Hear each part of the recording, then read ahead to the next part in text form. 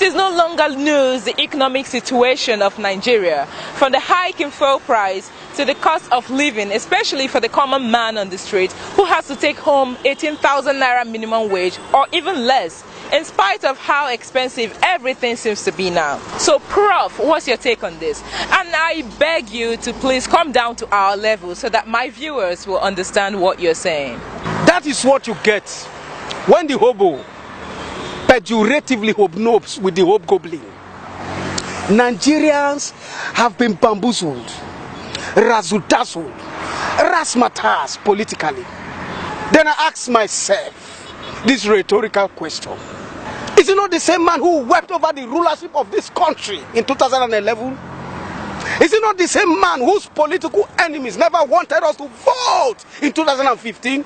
Where I said he was supercalifragilisticexpialidocious. I'm sorry, sir, but you got me lost, and I'm sure my viewers are lost too. Can you please break it down? Supercalifragilisticexpialidocious is a way of saying the president was fantastic. Oh, thank you. But his political enemies said he was suffering from what I describe as new mono-ultra microscopic silicovolcanoconiosis. Professor. Yes. It's a word that is supposed to be called silicosis, meaning a lung disease. But in search for the longest word in the dictionary, they pep it up to become a 45-letter word, which is new mono-ultra microscopic silicovolcanoconiosis. Thank you. Yes. That is what they said he was being attacked of. But we insisted.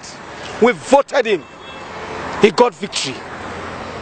Today, what we get in return, what we get in appreciation, is the colossal, gargantuan, humongous and endemic fuel price, high cost of living. What an opprobrium, what an odium, what an ignominious memento.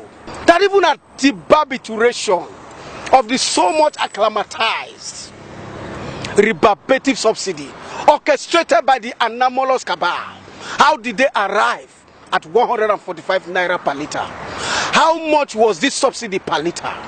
Look at it.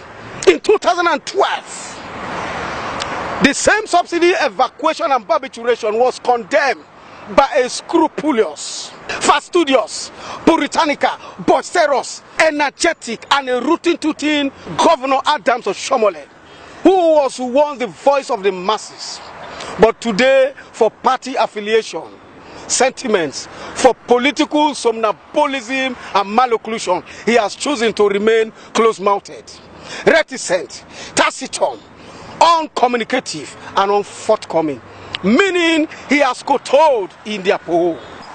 This is sardonic, opprobrious, malevolent, contumelious, erroneous, lugubrious, and exasperating. What a political baloney. What a political ballyhoo.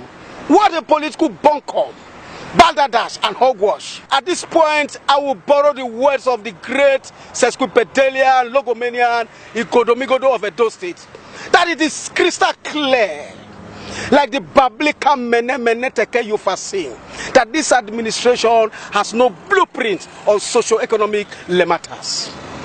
But I will advise you to tell Mr. President that following his antecedent and pedigree, we know him, he can do better. Tell him to do better. But at this point, we will not kowtow in their poho. Thank you. Well, Prof, thank you very much for talking to us. Well, viewers, Prof has taught me a new word today. Should we kowtow in their poho